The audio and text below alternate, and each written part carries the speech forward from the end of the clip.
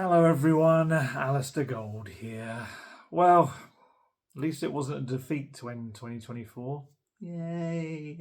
Even the thumbs up couldn't be bothered to do it. Oh dear. Yeah, it was.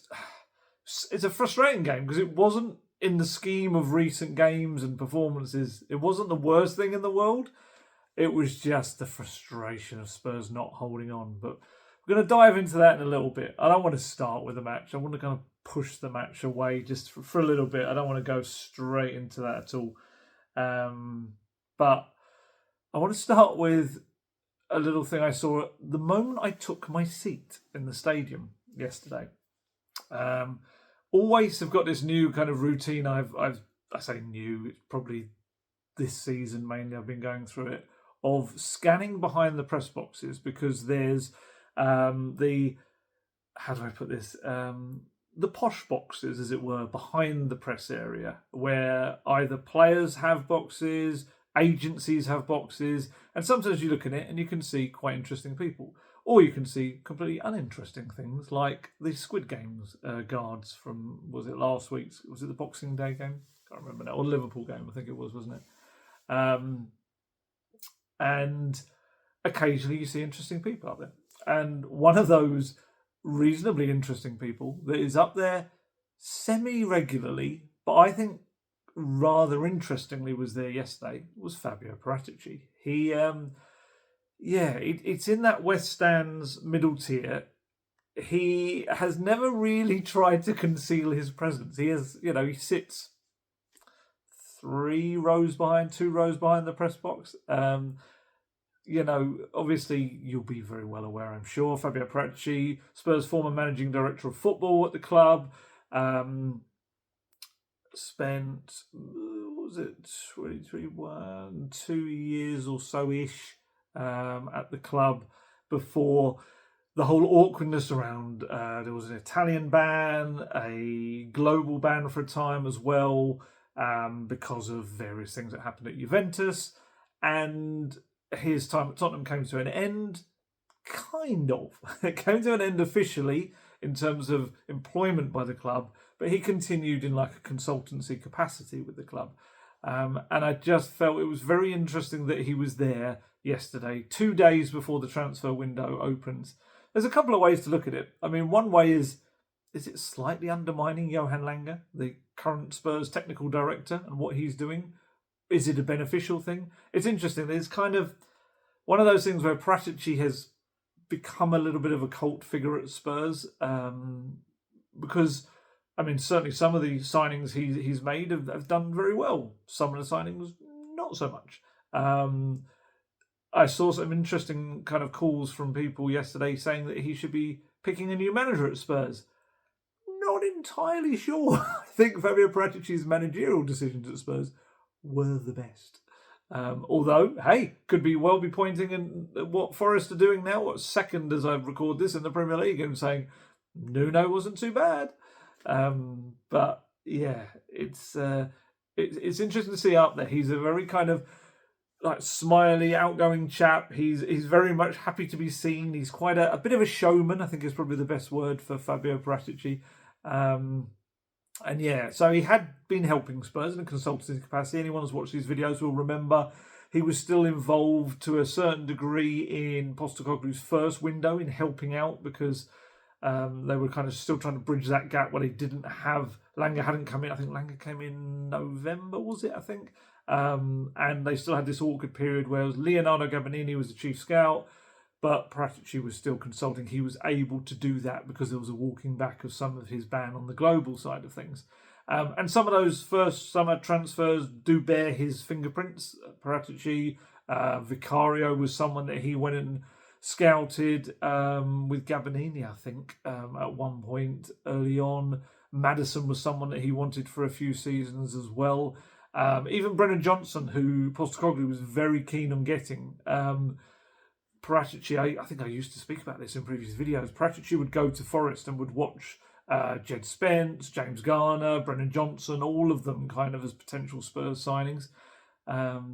He was mainly, his involvement was limited to that first summer, although although technically the Dragishin deal was done by Langer and Levy, there's no getting away from Rado Dragishin was a player that Paratici brought to Italian football. He took him to Juventus from Romania. So, yeah, he clearly is a Paratici player, as it were. So I just thought it was interesting that sat there watching proceedings yesterday, 2 days before the window opens, and at a moment when, let's be honest, Postecoglou's squad needs major mid-season surgery.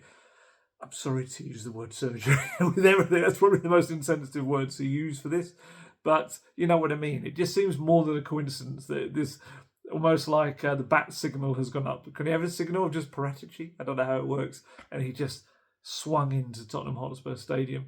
But it is a time when Postecoglou and Langer, Postecoglou said they've had meetings. They're trying to get things happening quickly this week in order to bolster the squad. Because let's be honest, said it in a previous video, we're at a stage now where within a couple of weeks' time, if they can't get themselves into some kind of momentum again and get players back and get some fresher legs in, their season's going to be over. There's some key games coming up, especially those two Carabao Cup legs against Liverpool. So, yeah, I mean, the benefit of someone like Paratici is that his contacts within the game, his relationships with various clubs could maybe be tapped into, I suppose, if required, in what needs to be a bit of a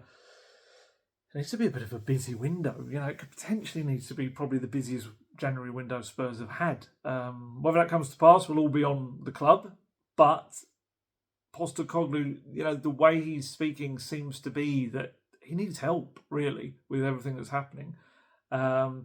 The quickest deals to be done are the least sexiest, let's be honest, the least ambitious, the cheapest. You know, all of those kind of criticisms are going to be there. But the quickest deals are the loan moves. That's what I mean by saying those different things. They're not eye-catching, and I can understand fans not being happy with it. But kind of loans, I'm not saying they should be loans, but I can also understand why, certainly if some of them are loan deals, how that works for Tottenham in their current state, because you do have this crop of long-term players, or players for the now and also the long-term that are coming through. Archie Gray, Lucas Berval, Mikey Moore, hopefully be back in training this week. Heung-min able to officially kind of be involved in things from Wednesday onwards as well. Luka Vuskovic arriving in the summer. So you've got all of these terrific young players.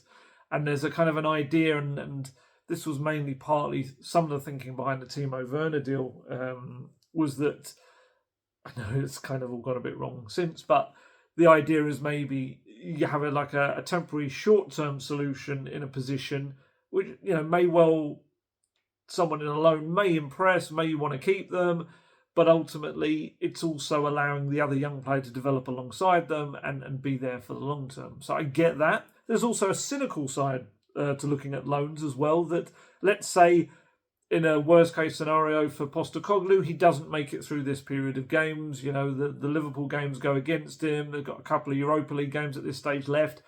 If all of that goes pear-shaped and it feels like the season is petering out already, then loan players don't have to be kept if you did change your manager.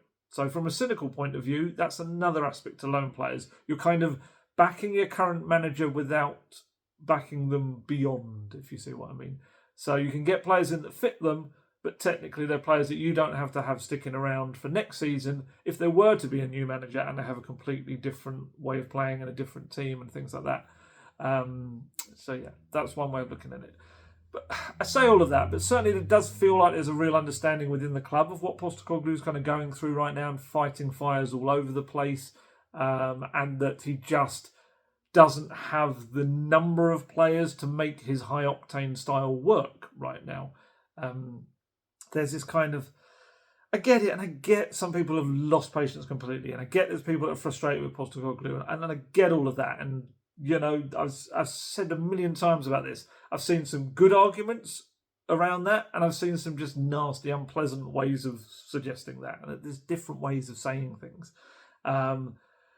However, I do feel like sometimes the arguments have been about, but when he's had his full team, and then so on. But even when he's had more of a compliment of the first 11. He's had so many players missing around that first 11 have been knackered or compromised or anything along those lines. And then the bench has been full of kids, so games management hasn't been as able. It's like, I don't know. I just, my thoughts on Postecoglou. I do feel like, personally, I don't think you throw everything away now because he's going through an incredibly tough time. I think, I don't know. Maybe I've lost patience with losing patience. I don't know. Maybe I have. Maybe I've just seen so many rebuilds and had to write about them so many times and talk about them, and just seeing how they haven't worked. I don't know. It just feels like the first real tough thing. And look, I know there's a longer thing that people can look at. Absolutely, the results in 2024 have not been good enough. I know he finished 5th last season in a post-Harry Kane rebuild team. But yes, overall, I'm sure he'll be the first to say the results across 2024 haven't been good enough. And a lot of people asking questions, why is he getting more time when other managers haven't had as much leeway or time? Not time, because everyone's had about, well, apart from Nuno, have had around the 18-month mark, haven't they? But yeah, I'd like to think it's because people within the club see that there's something more to it long term if they can just get through this phase and kind of let him be judged on a full and healthy squad. Because it's just mad, the amount of players. I mean, lost another 2. We'll talk about that, but it lost another 2 yesterday, which is crazy. 1 to injury, 1 to suspension. Even I felt it started to look a little bit better yesterday in terms of around the hour mark, he was able to bring on 3 players that he didn't feel was going to massively drop the level in the game. And, well, again, that's more stuff I'm kind of touching upon later stuff. But, again, those 3 players made an impact. And it hasn't been something he's been able to have. He's been able to bring on 1 or 2 players, whereas his system needs a triple change pretty much around the hour market. So it's one of his kind of trademarks. But, yeah, sorry. Back to where we were going anyway. So there does feel like there's an understanding, certainly at the moment. I'm sure if things just continue in a downward trajectory, that's not going to be the case. But at the moment, certainly feels like he's also benefiting, I think, from the fact that some of his predecessors lost the players or lost sections of the dressing room, whereas it doesn't feel like Postecoglou has. Feels like they're all still fighting for him and a belief in the football as well. But yeah, this period ahead is a crucial one for him, I guess, to show that Spurs are better with him at the helm for the long term than they are without him there. And yeah, he needs more bodies if he's going to be able to prove that. He does. And from what I understand, kind of did a lot of asking around last night and this morning as well. Feels like talking to people within the game, talking to various kind of people involved with things, whether that's various agents out there, whether that's people around various clubs as well, and talking to people in and around everything to do with the Postecoglou kind of era right now, is that Spurs are looking at a number of positions to try and get new recruits in quickly in. Potentially looking at a new centre-back, left-back, especially with Destiny Doggy injury, that's become even more crucial right now. A midfielder as well. And obviously he's already told me that, I think it was a couple of weeks back, that if the attacking options remain as slim as they are right now for him, obviously he's lost Odegaard for a long-term injury as well, then a new attacker is probably going to be on the table. And there's also the situation in goal. Because look, Fraser Forster has filled in for Vicario with mixed results. Started well. I'd say it hasn't gone as well in the last 3-4 games or so. I think the problem with Forster is that while he'll pull off some terrific saves, he's just clearly not able to sweep up behind the high line as quickly and effectively as Vicario does. And that impacts Spurs' ability to play the high line as well, again, compromising the system. His confidence with his passing, Forster, is also decidedly mixed. Sometimes he's very good with his feet, and I don't think people see that, but also at other times he panics in the face of the press. But that also could be the movement around him. However, it all kind of combines, and look, he's conceded 25 goals in 13 matches he's been between the sticks, albeit behind a makeshift central defence for certainly the more recent kind of run of those games. But 25 goals in 13 matches, Vicario conceded 15 in 15. It's a lot less, 10 fewer goals. So you've got, obviously, Brandon Austin just doesn't seem to be in the mix. He's there on the bench. There was one moment when Forster went down with, we couldn't tell whether he was definitely had an injury or whether he was trying to allow for a little bit of time for I think it was Destiny Udogie to change some boots. His boots, you might have seen, Radio Jackson ran over to get a boot for Udogie. It was an interesting little moment. But yeah, there was a moment where we thought, well, maybe we are going to see Austin and how it works with him. I mean, Spurs have two external options, really, when it comes to goalkeepers. One is you sign a short-term goalkeeper on loan to bridge the gap until Vicario returns from his fractured foot. One little positive with him yesterday that you could see from above, he's ditched the crutches now. So he is walking on the protective boot, but he is not using his crutches anymore. So hopefully that's the next stage of him kind of on his way. But yeah, so you could bring in a person to cover him in the short term and then, to replace him, fill in for him in the short term and then cover him for the rest of the season. The other option is, we've discussed this before, that you could bring in a long-term competitor for Vicario, bring him in this month so that he's there to kind of start getting adjusted to Spurs and the Premier League. Rather than doing that in the summer when Forster's contract's up, Whiteman's contract's up as well. You know, there's a couple of decisions in there that, of course, you can look at. It's like Forster getting another contract last season when it doesn't suit elements of the Postecoglou system. You know, was that a good idea? Brandon Austin getting a 5-year contract. If you're not going to play him, what's the point? I know he's homegrown, but you kind of don't know. It's just like almost having a person there. And it's a shame because he's a good shot stopper. He's certainly got that about his game. I haven't seen too much of him with the ball at his feet to really kind of judge on that side of it, but certainly can be a very good shot. So I've seen him pull off some amazing saves when he's turned out for the under-21s. But yeah, as of yet, not even a single minute in a competitive match for Spurs. But yeah, it's going to be a really interesting window, really, because it's a slightly trickier marketplace than normal, in that there's no international tournaments this summer. So one thing that you do have in January in some years is that players want to move from clubs where they're not playing a lot of football because they feel like they're going to miss out on getting in their international squad for, be it the World Cup, the Euros, Copa America, whatever. Whereas that incentive isn't there. You've also got, Postecoglou was talking about it the other week, that you've got this kind of different European competition now that spills across into the kind of almost beyond the January window, right up to the end of it now, where they're still involved in competition, but they're not dropping into the Champions League. There's all these different kind of permutations where maybe clubs aren't going to trim their squads as they would previously. And I know this is the other thing about this window, is that can Spurs go out and sign a player that improves their first 11? Or are they going to just concentrate on filling out their squad? That seemed to be what Postecoglou was indicating. I think it was either a week ago or last week, that it would be more difficult to sign a first team improvement this window, but it would be easier maybe to pick up players that mean the level won't drop when he needs to change things around. So yeah, we'll see what that results in. But like I say, kind of looking across so many different positions, centre-back, left-back, midfielder, attacker, if they feel like there's a concern about Richarlison not coming back, coming back but maybe still being a little bit vulnerable and cautious about him, Odegaard not being there. Some people have suggested, do you bring back some of the loan players? It's got to be the right scenario, really, because there's no point for that loan player and bringing them back to play 1 or 2 matches, and then they're kind of stuffed for the rest of the season because of the 3-club rule, in terms of you can't play for 3 clubs in a season.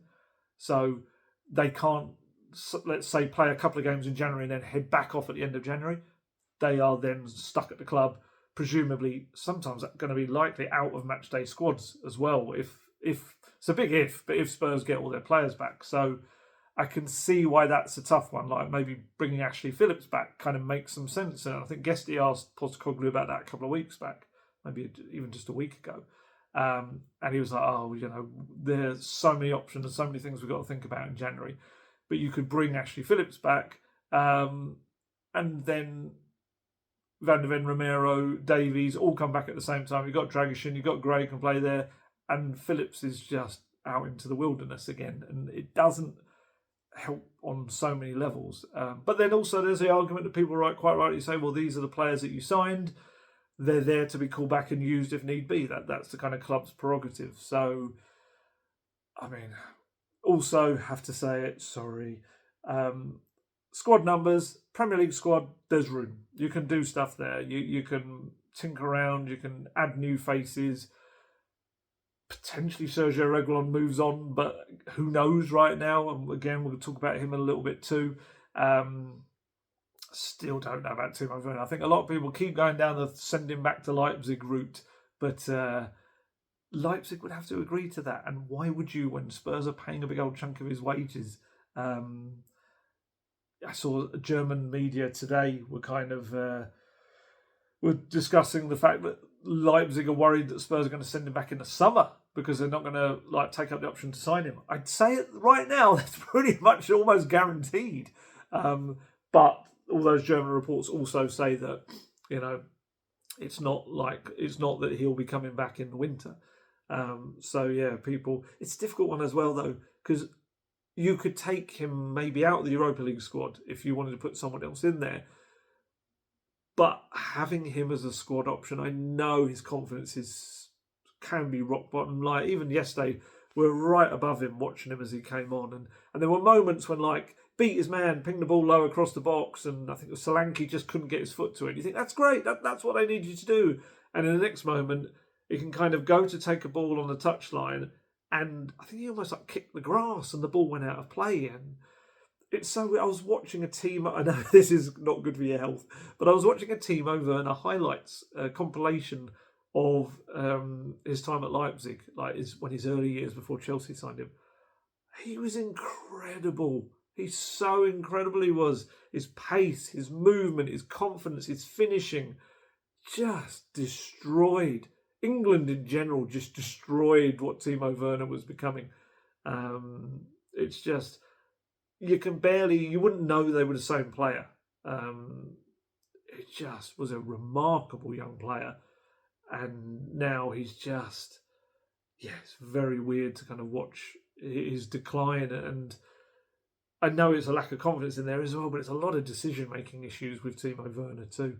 But yeah, so the squads, the Europa League squad, there's no space whatsoever. You've got to take some players out of it if you're going to fit in. I think, is it 3 you can replace? Does Jed Spence go into there as well? You're probably going to need him if, we get some bad news about Destiny Udogie, which I would imagine is going to be the case because of the way he was walking off. He was barely able to move off the pitch. But we'll see. But yeah, so someone's going to have to come off and out in the first place if you're going to put Jed Spence in it, and then maybe they sign another left back they want to put in there as well. Yeah. But anyway, either way, you need new faces. I think we're at the stage now where almost who cares? And this is the man who's constantly talking about homegrown rules and all this sort of malarkey. You just need players through the door right now, because Spurs are knackered when even Dejan Kulusevski is essentially falling over his own feet, absolutely knackered. He is the Duracell bunny. He is the man who will, Forrest Gump will be running. You can imagine Kulusevski running across America and just never stopping. Yet even he looks knackered right now. It's just so annoying, yesterday's game. Because Spurs had wrestled control of the game. I saw some people kind of saying that they hadn't. I agreed with Postecoglou. I did think they had control of the game. We were kind of sat in the press box and a lot of people were saying it didn't look like Wolves were going to get another goal. I think there was only one moment when Fraser Forster kind of did this awkward kick-out save with his feet. It was the only time we could really remember them kind of pushing, whereas it was more Spurs on the break. We're getting a lot of opportunities to kind of get towards goal. And yeah, I mean, the opening goals was just ridiculous. Huang Hee-chan, it was a lovely finish, brilliant curling effort from the edge of the box, but he had so much space to do that. It was like no one saw him as a threat on the edge of the box. There was a little foul in the box. I think it was Porro maybe knocked over. It didn't really impact anything to do with the goal. But it was, I just couldn't believe no one rushed out to him. They just kind of watched him, and it's almost like they were going to play the odds. Like, oh, we'll never get it in from here. Well, he did. He called a beautiful shot inside the right-hand post. But then Spurs, to be fair, so I should also mention that's continued some kind of ridiculous stat of Spurs going 1-0 down at home. I could be wrong, but I think it's maybe 15 times in home games in 2024, which is ridiculous. It is utterly ridiculous. But that's not just a Postecoglou thing. I remember talking about this under Conte, them going a goal behind all the time. It's just one of these mentality things that they need to break at the club. But yeah, it's also a Postecoglou problem. I'm not absolving him of blame. He needs to fix that as well. But look, they fought back. Bentancur powers home a header from Porro's corner. A set-piece goal. Although technically they conceded from a set-piece goal as well. Dragic almost got another. Very similar Porro corner. Dragic headed it inches wide of the left-hand post soon after. You had Johnson Kulusevski combined really nicely, and Johnson brought down in the box by Andre. Sonny had his penalty saved. There was this really weird moment, which I only noticed today. I did not see it at the time. Sorry, I was just looking. I thought there was a Spurs thing that cropped up there, but I don't think it is. Interesting. That's it's fine. It was just about various players becoming available, and I was just trying to think whether Spurs would go for any of them. Where was I? Yes, when Sonny went up to take his penalty, you could see Hwang was at the other side of the pitch with Dragic next to him. And Hwang was telling Jose Sarr, the goalkeeper, where to go, like where to dive. He was pointing in the right direction as well. And there was this weird moment where Dragic realised what he was trying to do and started pulling his arm down, like kids scuffling in the playground. And he kept and he kind of pulled one arm down. He kept the other, and he was going, no, that way. And it was quite right. So I dived the right way and saved it. I don't know how that goes down in South Korea. Obviously Sonny's such a legend there that one of his countrymen was stopping him from scoring. But then that's exactly what he's meant to do because he's his opponent. So I don't know. But it was just a really kind of... It wasn't amusing to see the penalty save, but it was amusing today to see afterwards that little squabble that was going on at the other end of the pitch. I didn't even know was happening because we were all so focused on the kick itself. But yeah, so Sonny's penalty saved. But as it was, Johnson Kulusevski link up again. Really nice kind of surge up the pitch by Bentancur. Plays it through to Johnson, who's kind of cutting inside. He knocks it back to Kulusevski. Sonny stops the ball dead, like he does really well in the penalty area. Looks up, Johnson's running in, and Johnson slams a really nice finish, actually. It was the only place he could really put it to score, and he does. His 11th goal of the season, Spurs' top scorer. But yeah, Spurs should have put the game to bed after that. Second half, they had their chances. Like I said, Postecoglou made those 3 subs around the hour mark like he likes to do. He got furious with those 3 subs at one point. We could see them all being called down. It was Maddison, who was it? Maddison, Sarr, and Werner. And I think Werner didn't realise he was coming on, and Maddison was trying to tell him, no, you as well. And they started to come down, started to get changed. And not long after that, the ball went out of play. Postecoglou turned round, I think, thinking that they would all be ready to come on. And when he saw that they weren't ready, he went ballistic. He was shouting at them, doing so much arm gesturing and going at them. To be fair to them, there was so little time. By the time that they kind of got back and Werner was being told that it was him as well and they were putting on their shirts, I don't know if it was actually feasible for them to be ready that quickly. And it would just be classic Spurs for them to not be properly ready to come on and pull a muscle injury anyway. But yeah, it was all kind of forgotten in a moment. As soon as they kind of stood next to him, he was putting his arm around them, telling him what he wanted and all this sort of stuff. I think he was just annoyed in that moment that he wanted to impact the game just like a minute or so earlier. And they did impact the game. They replaced Johnson, Basuma and Son.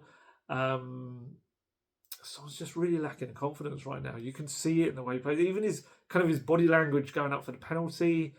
I don't know. I mean, I could be wrong. It could be exactly the same way he goes up for any penalty. You just kind of feel he's just missing a little something in his stride right now. His mojo, his groove. It's not quite there.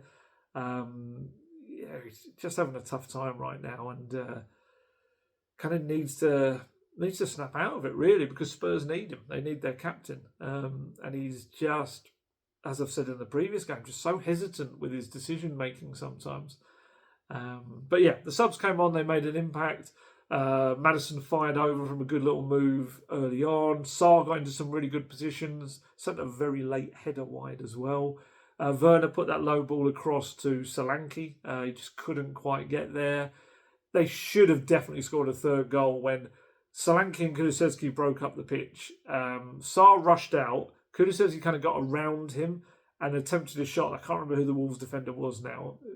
Probably would end up being Matt Doherty. I don't think it was though. And they blocked it. And it was heading towards the goal. But there were so many occasions when Kulusevski and Solanke were surging deep up kind of into the Wolves half. I just didn't have the legs to do it. I just did not have the strength to keep going. There was one where Solanke had a really good opportunity when he was kind of going up the pitch and he's looking for help and no one was fit enough to keep up with him. And even he's done on this lolloping run. He's not really moving as he normally would by that point. And he eventually got into the box, but as it took so long to kind of wind up the shot, someone got in a tackle and stopped him. And that's exact kind of proof, really. Those players, fresher, they're putting those chances away. They're getting into the areas they need to be. They're getting there quicker. They're scoring, and these games are kind of put out of sight. But you could just see they were drained by the end of that game. They really were, and not even by the end of it. Quite early in the second half, you could see some of those players, and he was trying to make change. Obviously, Udogie had to be replaced by Reguilon early on, so he lost one sub to that he probably wouldn't have made. And yeah, there were just too many occasions like that as well. There's a kind of an irony too for me that there's been a lot of calls for him, like Spurs, to be pragmatic and more trying to see out games. They were so knackered. That's kind of what they were doing. They were sitting back really deep because of the tiredness, allowing Wolves to have more of the ball. But it just takes one tiny mistake to give the opposition a chance. And unfortunately, they took it for Spurs. Archie Gray, who, again, it just impresses me every week with trying to fill in an unnatural position as an 18-year-old. He did a lot of good stuff, a lot of good sliding tackles, interceptions. He's really kind of learning on the job very well. But it's about, especially as a defender, it's about key moments, isn't it? And just switched off for a moment, let Jorgen Strand Larsen get in behind him, played him on side and doing so as well. And then, the Norwegian smashes his shot between Forster and his near post. Forster kind of flapped it a bit. It's a very powerful shot, but I don't think any goalkeeper is going to be happy about being beaten at his near post at all. It's just, it was 85 minutes, 86 minutes. It was just a bit of a hammer blow. I asked Postecoglou about it after the game, had to do the kind of dreaded general first question. And he said, it's a disappointing outcome. Obviously, we went a goal down, but after that, I felt we controlled the game. It wasn't always easy to get openings, but we did look pretty threatening every time we get forward. We scored a couple of goals. We obviously missed the penalty. And then in the second half, I just thought we had some really big moments to kill the game off. They weren't really creating much. I mean, I think Fraser had one save to make with his feet. That was about it. You felt we kind of needed that third goal, and obviously they scored at the end, and you're kind of left with a disappointing outcome, but it's not through the want of trying. It's obvious the lads are fairly fatigued, especially in that front third. We're not as sharp as we can be, which is understandable because we're asking a lot of a small core group of players. And as I said, it's not for the want of trying, and they're trying to get the outcomes for us. I can see how hard they're trying. And if we were at our sharpest today, we would have got that third goal and maybe a fourth. I mean, we were inches away at times from getting the goal we needed. I think we're just lacking a little bit of that dynamic movement that we need, because you look at those players, Dom, I don't know where Decky gets the energy from, and even Brennan, even Sonny, and a lot of these guys, they're finding some form of energy to still be out there trying, but we're certainly not as sharp as we can be. And there's this thing, and I get it, as a fan, you're going to be frustrated with results. You're going to, quite rightly so. But I also feel like there's a kind of I'm not accepting tiredness and injuries as an excuse anymore. And it's like, you kind of have to. It's like, just because they're not doing it at the moment doesn't mean that there's not some reasons behind it as well. Are they playing as well as they could? Are they making the great decisions in their football? No. Is partly that down to tiredness? Yeah, it is. And look, I know people will point to games where they've had more players available and they've messed up. But those games do just happen as well. It's almost like that's the proof why they're not playing as well now. It's like, well, no, I think if they were playing well now, they still would have had those games. I mean, we saw it. We saw games where one game they were brilliant, the next game they were dreadful. The next game they were brilliant again, next game they were dreadful. It's like, I don't know.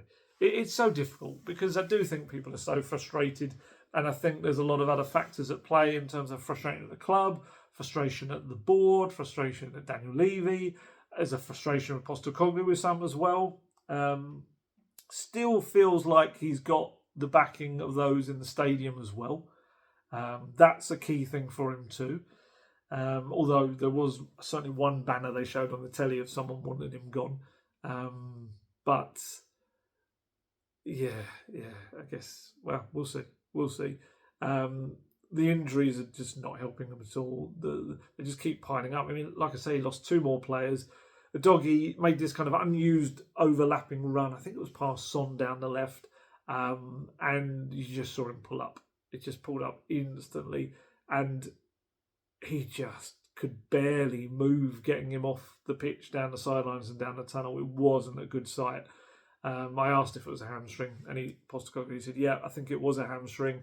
Again, like I said, we've been relying on a core group of players because we just haven't had the ability to rotate. So at some point, it was going to catch up with us. Unfortunately, it caught up with destiny.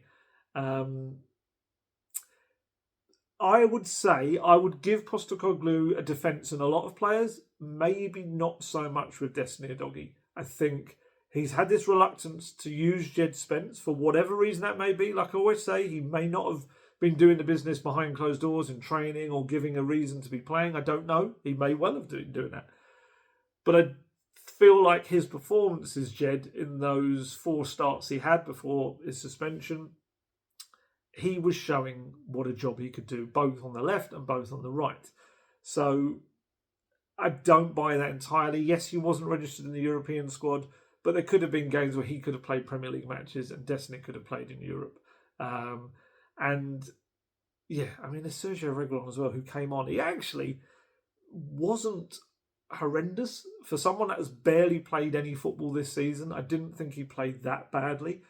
I still don't think he fits the Postecoglou style. I don't think coming in field is going to suit his game at all. I still don't think defensively he's that good, although some might say that, you know, Poro Udogie struggled defensively as well. But with all of that to one side, he's still been there to be used by Postecoglou to prevent things like this happening to Destiny Udogie. Look, he shouldn't be there. He shouldn't be there, Reguilon. You know, there's opportunities, I think, for him to move.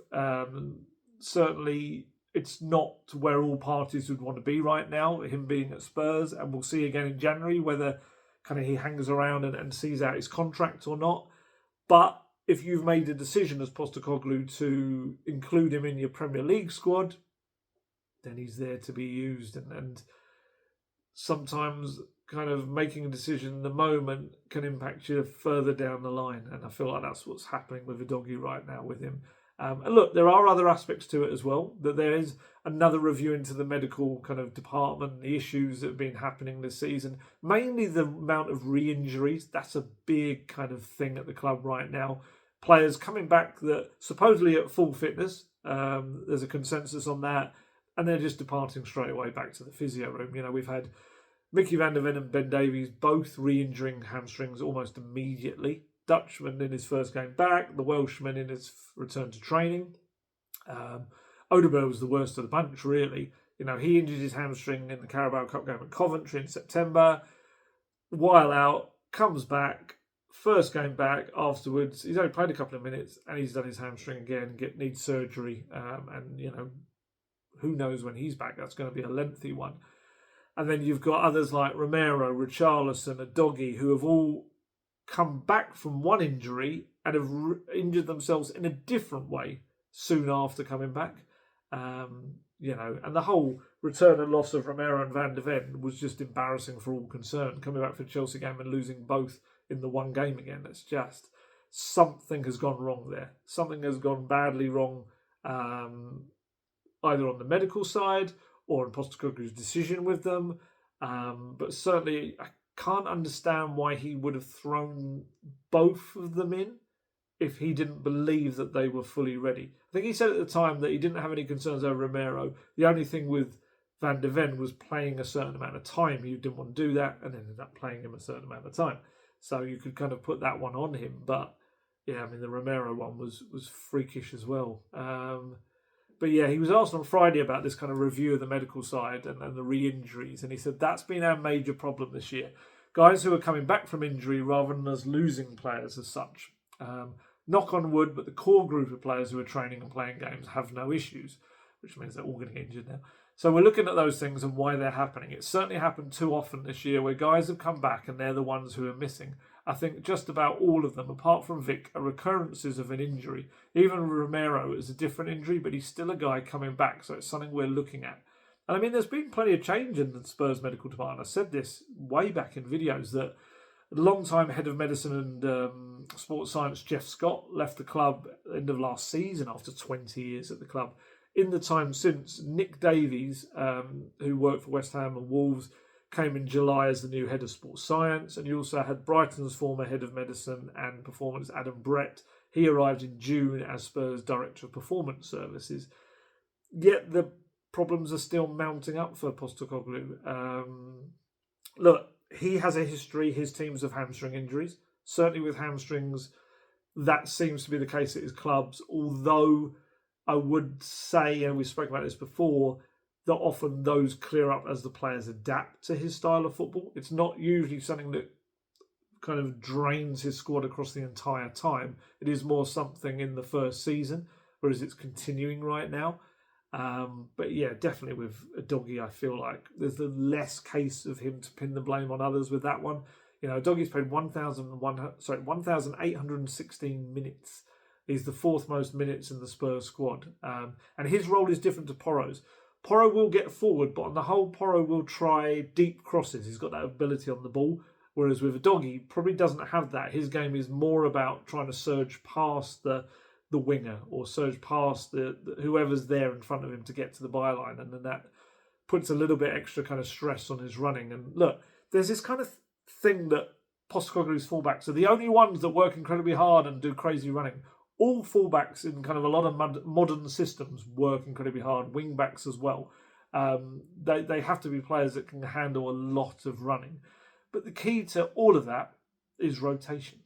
It is. And I do feel like Postecoglou's lack of trust in the other options in the fullback slots has kind of come back to bite him with Udogie. And at centre-back, Radu Dragshin played again despite that ankle scare at Forest in midweek, and Postecoglou said on that one, we had no choice. If Radu doesn't play, I don't know who plays.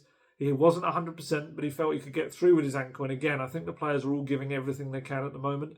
It's just unfortunately we can't give them what they really need, and that is some recovery and rest because we've got so many players out. But Radu wanted to play today, and while he wasn't 100%, we had no choice to put him out there. And he said, there's no choice, but it's not a risk. It's a judgment call, It's not like it's a muscle injury. It's a knock on his ankle. But we're making decisions. We've got no choice unless I throw another 18 or 17-year-old out there. Well, that's the only fit players we have at the moment. Technically, the other option was a 19-year-old. It was Alfie Dorrington. I've been able to see a fair bit of Alfie Dorrington over the last couple of years. England under-19 centre-back, well regarded at Spurs, but he has had a very fragmented season. He missed all of pre-season and the opening months of the season, really, because he had hamstring surgery at the end of the last campaign, or towards the end of the last campaign. It was his second hamstring problem of that season. And his game time since has been really kind of sparse for the under-21s. Hasn't played loads for them. Just kind of a handful of appearances, really. Obviously, Postecoglou gave him his Premier League debut. Got 15 minutes or so at Southampton. I don't entirely know whether Dorrington is fit enough to start and play a big chunk of a Premier League game at that kind of pace. I don't know. I'm not entirely sure why he's not playing under-21 matches in the meantime to try and build up that fitness, or whether there's just a worry that they would lose him as well. But then if you're not playing him, what's there to worry about? I think more so would probably be a worry about bringing in a 19-year-old for his first Premier League start alongside an 18-year-old midfielder playing in central defence. It's kind of like, who's leading who there? I can understand how that could end up being a bit of a recipe for disaster in itself as well. You know, Gray's just trying to learn the position, and chucking him in alongside someone who's playing their full Premier League debut, having only played about 13, 14, 15 minutes or whatever it was of football at a senior level. I think kind of on a selfish level, like I said before, kind of sending Dorrington out on loan in January and bringing back Phillips, who, despite being exactly the same age or same, both 19, has had far more experience than Alfie Dorrington. He's in his third manager now at Stoke, which is ridiculous this season. They've just gone through so many managers. But, like I said, that's going to do little for Ashley Phillips this season. If he comes back, maybe plays 1 or 2 games, and then is just sitting there unused for the rest of the season. And the fact that Spurs are looking for another centre-back suggests that that's not plan A. It wouldn't be. But look, Postecoglou claims that he always adapts and learns from every part of his career as well. So, this review of the medical side, he kind of admitted this to me a couple of weeks back. Also, he has to kind of review the way he does things and how he can help the players as well. Because, look, the ferocity and pace of the Premier League, the sheer number of games they're facing as well, it's proving to be the biggest test for his system. His very public statement in September that he was happy with his squad shows he kind of, if he truly believed that, he kind of underestimated the challenge ahead, really, with the Premier League and so many games and everything that would come. Obviously, it's very difficult to predict you're going to have double figures of players out every match, but it did happen at times in his first season. So you kind of have to prepare for the worst case scenario rather than preparing for the best case scenario, which kind of feels like what Spurs did this season, which is mad because the best case scenario is very rarely seen at Tottenham Hotspur. And of course, he'll now be without Bentancur as well for Saturday's game against Newcastle because he did the one thing he just wasn't supposed to do, and that was get a yellow card. It was so frustrating. Had he reached the final whistle, he had 4 yellow cards, they would have been wiped out. That was the 19th game. That was the one he had to get to. Maddison had his wiped out. Van de Ven did as well, although he's absent anyway. 97th minute, Bentancur goes in for a wild challenge and picks up his 5th yellow card. Just, man, even he's like banging the ground in frustration kind of thing. But you kind of think, you're 27 years old. You're one of the older heads in this group. Why are you doing that? Just why? It was just mad. He's already just had a 7-match suspension and now Spurs miss him for another one. And he played reasonably well before that as well. Obviously scored the goal, played a big part in the second goal too. And there was quite a lot of nice moments in possession where he was frustrating Wolves. I should also say Wolves did lose a couple of players to injury as well. They lost Kuna after the first half as well. So they were kind of depleted in numbers too. But yeah, it was quite a big day for him. He had played well. Even before the game, I think it was his daughter, maybe. I'm trying to remember, he's got a couple of kids, but he had his daughter as his mascot, and you can see Postecoglou gave a little high five to her as she was brought off the pitch after the initial stuff, and then he scored. It all seemed like it was going well, kind of thing, and then this daft challenge. It's just so unnecessary. And Postecoglou was asked about it after the game. He said, again, that comes down to the players being so desperate to turn things around. It was an unfortunate moment, didn't really need to happen, and I'd much rather he didn't make that tackle and was available for the next game. The players are obviously hurting. They want to turn this around, and it's not for the want of trying. And this kind of just leads into a bit of a bigger debate for me. And again, this is one for people in the comments, really, is whether Postecoglou can truly trust the two players he's playing as his number sixes right now. Because they are both senior players that, got to be honest, they struggle with responsibility. They do. Both Bentancur and Bissouma have probably racked up more suspensions in the Postecoglou era than anyone else with the games they've missed. And there are times in games as well where they do really sloppy switch-off moments. And I don't know, it could be that neither are true number sixes in the kind of truest sense of the position, or it could be just that neither of them are really captain material. And they're both 27, 28 years old or so, and they just don't lead and inspire the team as they should with the ability they've got, maybe. They've both got the contracts are up in 18 months' time as well. You've got long-term successes there. Archie Gray, Lucas Berval potentially can both be players that will play there for the future. I just feel like Postecoglou needs someone older he can trust in the meantime. There's that option next summer, or coming summer, to sign Johnny Cardoso from Real Betis if they choose to. He's 23 years old. But I think Spurs kind of have to start looking at all the options because I just don't know whether they can both be. I know he wasn't technically playing as the six yesterday, Bentancur, but still, he was. He was when he made that challenge, and it's just, and it was in the Wolves half as well. It's just some really daft things they do. But yeah. As for now, Spurs, Postecoglou's given the players 2 days off. They report back to Hotspur Way on Wednesday for the new year. And they just need to get away from Spurs right now. And it's pretty much what he said.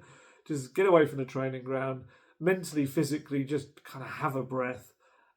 It's too short, you'd imagine, for them to go anywhere hot and exotic on their holidays, on a 2-day holiday, unless they kind of shot off quickly last night.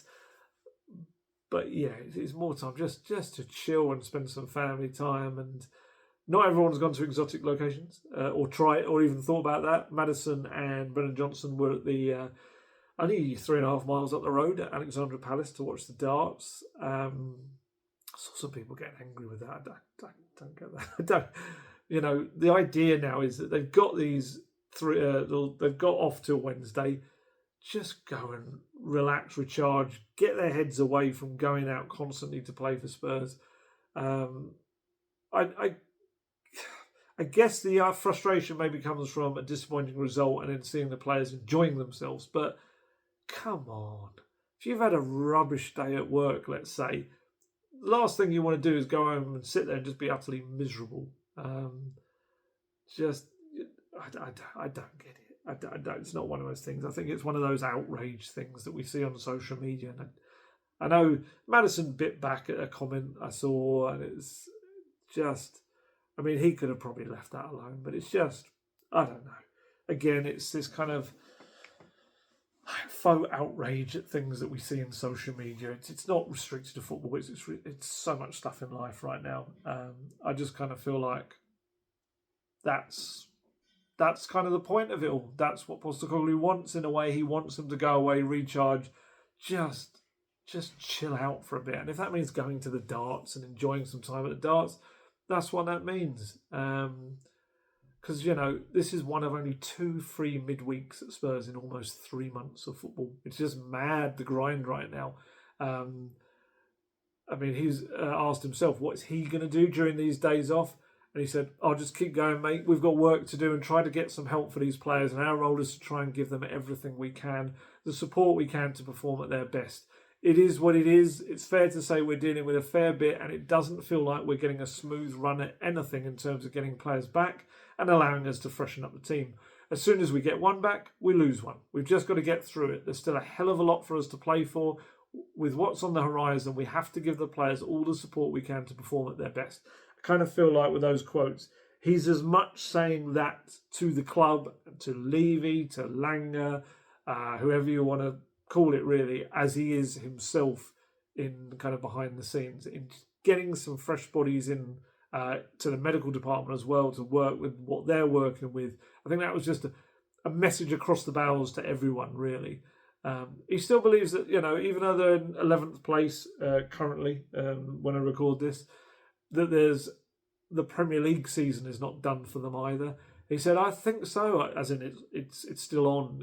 Not they're going to win the league, but finishing in a good position still on. He said it's still fairly tight. I just feel that at some point we'll get a relatively healthy squad, and when we do that, we'll be able to perform at a high level consistently, and we've already shown this year that we can beat anyone.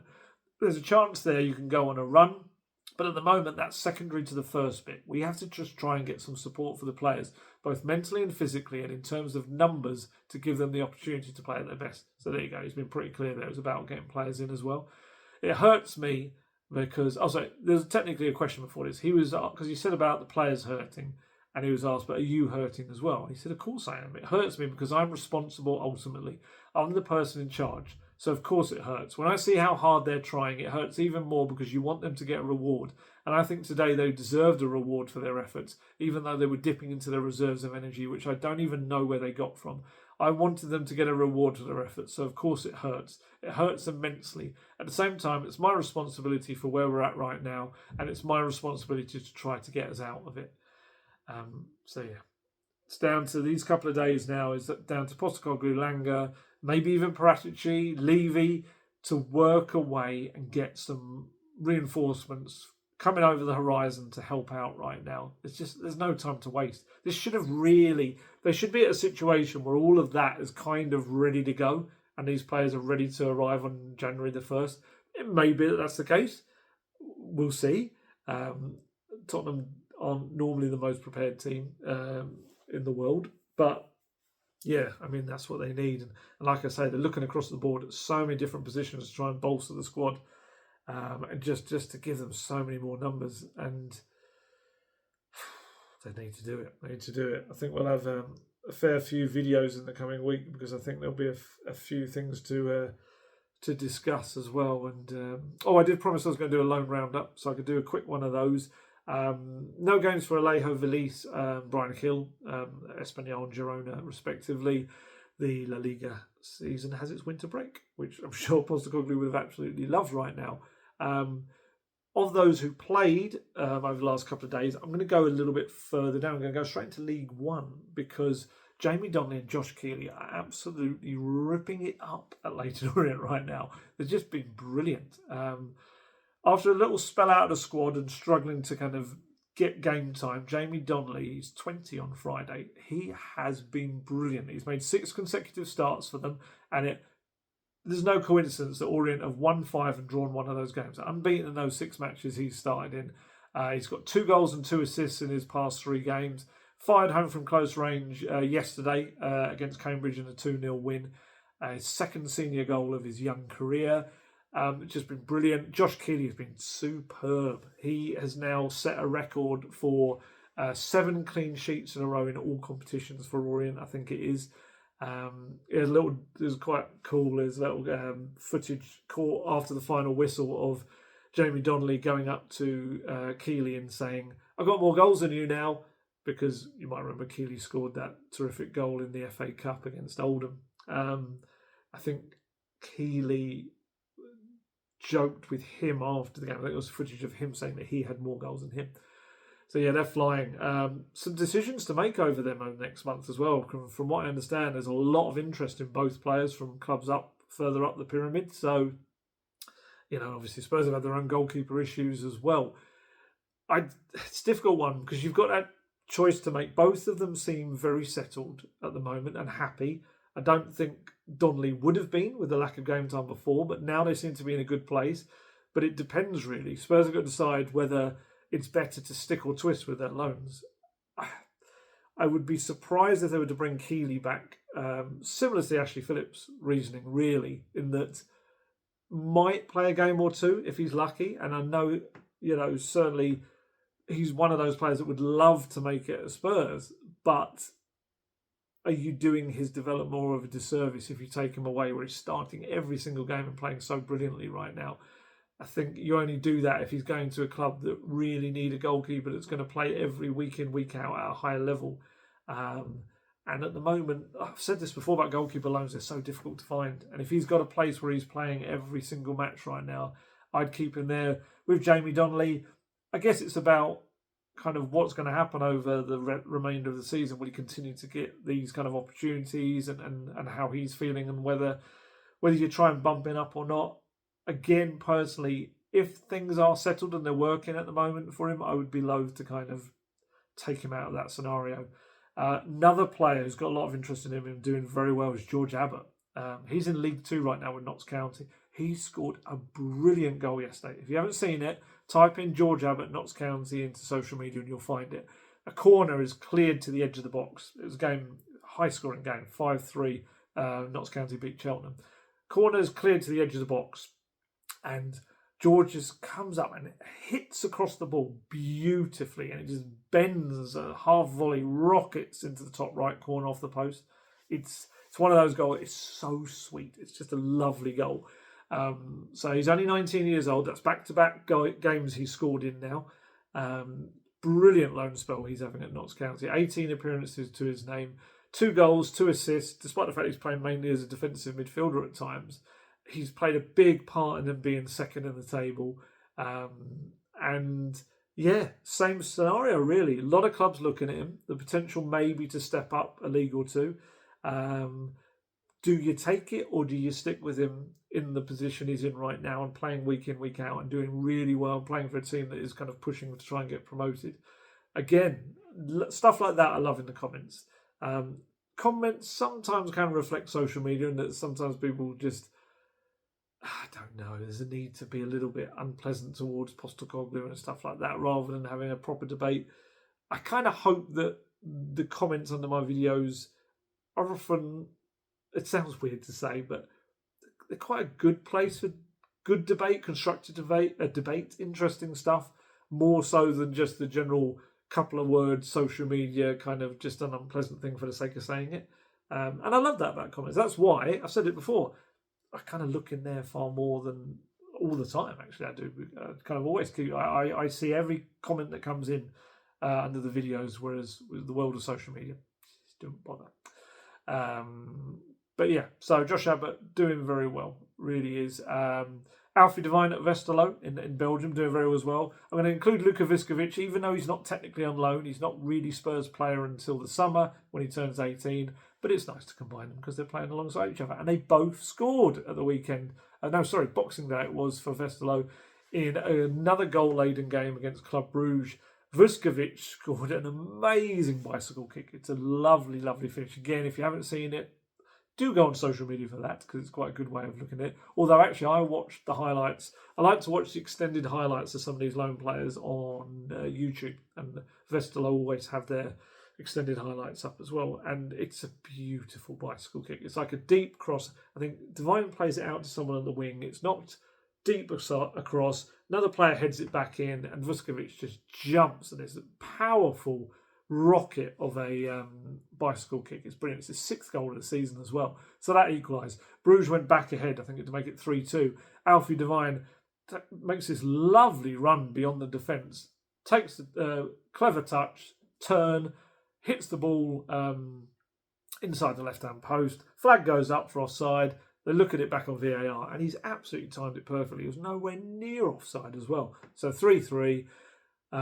He has a shot from out wide, Alfie, that tests the goalkeeper, pushes it aside, but then Bruges get a late penalty, which is only converted on the rebound, and they win, I think it was 4-3. And there was still a late moment when Alfie Devine put a really good cross that was deflected into the kind of mess of the box, the 6-yard box, a bit of a scramble. But yeah, Alfie's doing well there. I think he's expected to stay there for the rest of the season. At the current time, that seems to be the thinking, because getting loads of time, game time, he's the creative hub for a lot of what they do. They give him a bit of a free role there, and he's really revelling in it. So yeah, again, development-wise, it's really good for him, and it's probably an element of helpfulness that he's playing alongside Vuskovic as well, which kind of will help him when he arrives at Spurs in the summer. Manor Solomon, starting to have a real impact for Leeds now at the moment as well. Just before Christmas, played a big role. They had a 4-0 win against Oxford, where he scored 1, had 2 assists. Played 76 minutes on Boxing Day, as they won 2-0 against Ashley Phillips Stoke. Then he got 19 minutes from the bench yesterday, played his part in their single goal win.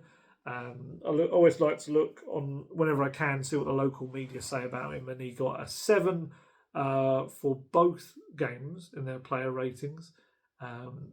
And yeah, it seemed to be kind of played his part in the winning goal yesterday. He's got 3 goals, 3 assists, 17 appearances in the Championship this season. I've seen some people suggest maybe you bring Manor Solomon back. Again, that's a potential one. I suppose it depends what they decide on what they can find in terms of bringing in an attacker during this next month. But he's certainly there as an option, you would imagine, to bring back if required. I mentioned him there, Ashley Phillips. I mentioned him earlier, 3rd manager at Stoke he's now going through. And Narcis Palach was sacked just after 19 games, I think it was 3 months. He'd replaced Stephen Schumacher in September. And of course, as always happens with these things, they had a caretaker boss, Ryan Shawcross. You might remember him, the Stoke defender. He took charge, and Phillips played 90 minutes in Palach's last game, 85 minutes on the Shawcross, and they won. The last gasp Tom Cannon winner. Yeah, he's getting good ratings, Phillips, still. Well, I'll read this review because you might sense someone that maybe fits the Postecoglou system. He got 7.5 for the game against Sunderland. A couple of loose touches, but has the pace and strength to help in recovery. Gave everything, willing to get stuck in and put himself on the line for the team. Sounds like someone that would be useful in a Postecoglou setup, but there you go.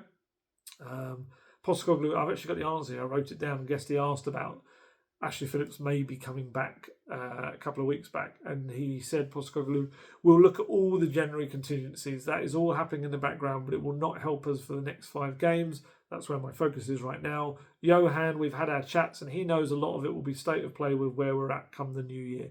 Obviously, where they're at come the new year is rubbish in terms of player availability. So the fact that they seem to be looking for a centre-back suggests that it's not plan A to bring Ashley Phillips back. Dane Scarlett, he's having similar kind of issues in terms of managerial changes. Gary Rowett now is the boss there. Des Buckingham got replaced last month. He had a really good run, Dane Scarlett, across kind of October and November. We were scoring a lot of goals for Oxford, but also for the England under-21s. It was a nice little run of goals. Kind of been in and out of the starting 11 since then. Unused in Rowett's first game on Boxing Day.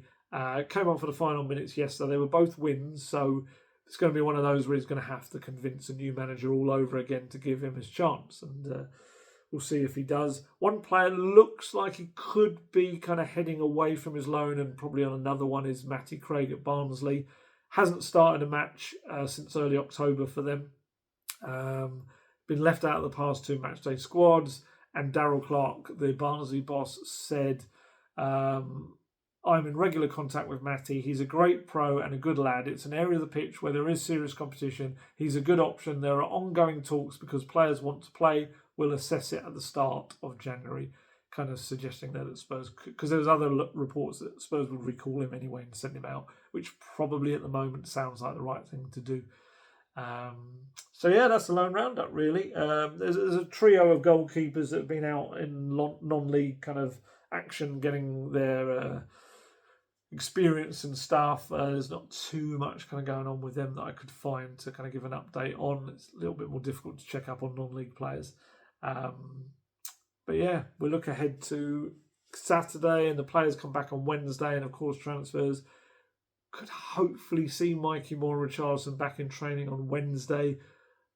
You would imagine maybe Richarlison gets a spot on the bench. Mikey Moore, they might be more cautious with him and give him a little bit more time. But both players are expected to kind of at least be involved in training this week.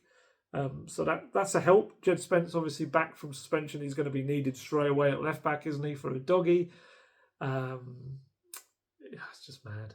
So yeah, we'll see. There may well be another video this week, depending really on how Spurs do in this kind of trying to get players in as quickly as possible, because they're just going to have to, I think I said this in the last one, they're going to have to probably pay over the odds in some respect.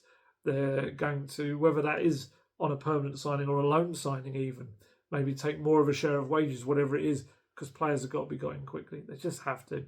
If they muck around and wait until January continues and gets towards its end, various players are going to be back anyway, and it's kind of ruined the whole point of why they were needed quickly. There'll be a bonus as the season goes on, but this is the crucial period for Postecoglou, and he knows potentially his future relies on what Spurs do in the transfer market in the next 7 days or 6-7 days or so. So, got to get to work. Spurs are going to have to be proactive. Can they do it? We'll see. So yeah, that's about it really for now. I think we covered a load of different stuff. Just very quickly on the marathon stuff and my preparation. I'm very achy at the moment. Thank you very much. Someone left €100 donation on my marathon page for Cancer Research UK. Anonymous, whoever you are, thank you so much. That was very, very kind of you. We are edging towards the 18,000 mark. We're almost there. How far are we off it? We're £136 off £18,000, which is incredible. You've all been brilliant. Thank you so much. And it makes putting my body through what feels like I'm playing every 3 days for Postecoglou's Tottenham right now worth it, because it's such a brilliant cause and it's fantastic. Thank you so much. Right, time to head off and see what some of these games tonight bring.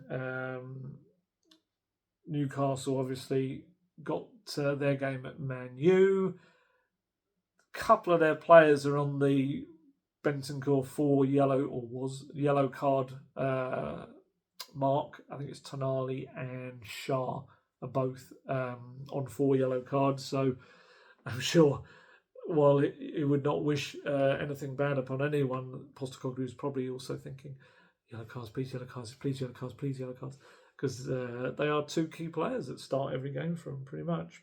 But hey, you can't rely on stuff like this. You just can't. You just got to go out there and play your game. And we shall see Saturday lunchtime.